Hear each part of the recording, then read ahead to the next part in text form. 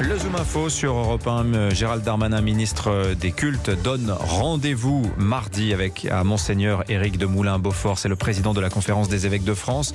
Ça n'est pas une convocation, a rectifié le ministre dans l'après-midi hier. C'est une invitation à venir s'expliquer et discuter de ses propos tenus hier matin à la radio. Monseigneur de Moulin-Beaufort a en effet réagi à la publication mercredi du rapport de la Commission sur les abus sexuels dans l'Église et en particulier à l'une de ses recommandations, lever le secret de la confession en cas d'abus sexuels sur des mineurs ou des personnes vulnérables. Ce à quoi le prélat a répondu, je vous propose de l'écouter. Parce que la confession s'impose à nous et il s'imposera. Elle est plus forte que les lois de la République. Et en ce sens-là, il est plus fort que les lois de la République. Voilà, la confession s'impose, plus forte que les lois de la République. Depuis, évidemment, les réactions sont très nombreuses, majoritairement négatives. Bonjour, Monseigneur Bruno Valentin. Bonjour, Dimitri Pavlenko. Merci d'être l'invité d'Europe 1 ce matin. Vous êtes l'évêque auxiliaire du diocèse de Versailles. Les paroles de votre président n'ont de toute évidence pas été bien comprises, donnant l'impression que l'Église cherche à se soustraire aux lois de la République par un artifice juridique. D'autant qu'on sort il y a un contexte aussi, il fait qu'on sort de plusieurs mois de débats sur l'encadrement républicain de l'islam par une charte. Est-ce que vous pouvez nous expliquer en détail ce qu'a voulu dire Monseigneur de Moulin-Beaufort lorsqu'il dit que la confession s'impose, qu'elle est plus forte que les lois de la République ? Il faut absolument qu'on sorte dans l'intérêt de tous et d'abord des victimes de ce climat de polémique qui se déploie depuis 24 heures à partir d'une formule sans doute malheureuse. Personne n'en disconvient, même pas lui. Voilà. Une polémique est inutile parce que ça fait 2000 ans que dans l'Évangile, il est demandé aux chrétiens d'être des citoyens exemplaires. C'est dans l'Évangile aussi que il est écrit ce principe bien connu « Rendez à César ce qui est à César et à Dieu ce qui est à Dieu ». Donc il y a certainement beaucoup de choses à changer dans l'Église. Le rapport Sauvé le pointe du doigt, mais il n'y a pas raison de mettre en doute le sens de la citoyenneté de l'Église. Les choses pour nous sont claires.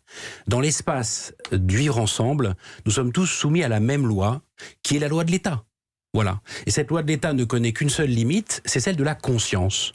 Et là-dessus, je crois qu'il n'y a pas non plus matière à polémiquer, puisque on reconnaît tous que un Nelson Mandela ou un Charles de Gaulle, en faisant le choix dans des moments critiques de l'histoire de la conscience, ont sauvé l'honneur même de leur pays.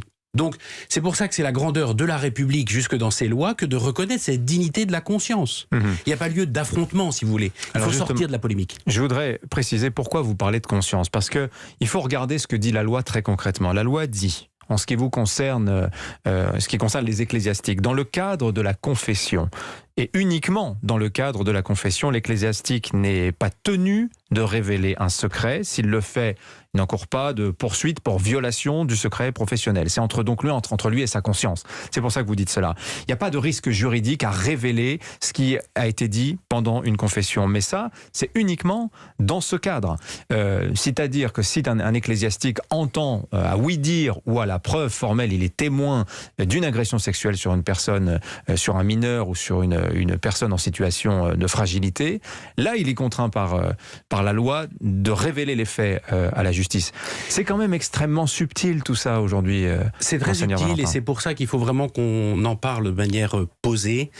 Parce que vous avez tout à fait raison, Dimitri Pavlenko, l'immense majorité des cas d'abus dont nous avons connaissance nous vient en dehors du cadre strict de la confession. Et bien sûr qu'aujourd'hui, chacun de ces cas fait l'objet d'un signalement à la justice. Et pas seulement quand ça vient d'un oui-dire, mais même quand ça vient de discussions dans la confidentialité avec un enfant, dans un entretien dans la durée, qui pour autant ne relève pas du secret de confession. Parce que comme vous l'avez dit très justement, on parle de quelque chose de très limité, de très caractérisé à un temps qui est d'abord un temps de prière, qui est d'abord une liturgie, qui est la confession. Et peut-être que parmi tout ce que nous demande la SIAZ, en tout cas moi c'est ma réflexion personnelle, on va gagner d'ailleurs à retravailler ces limites de l'espace de la confession.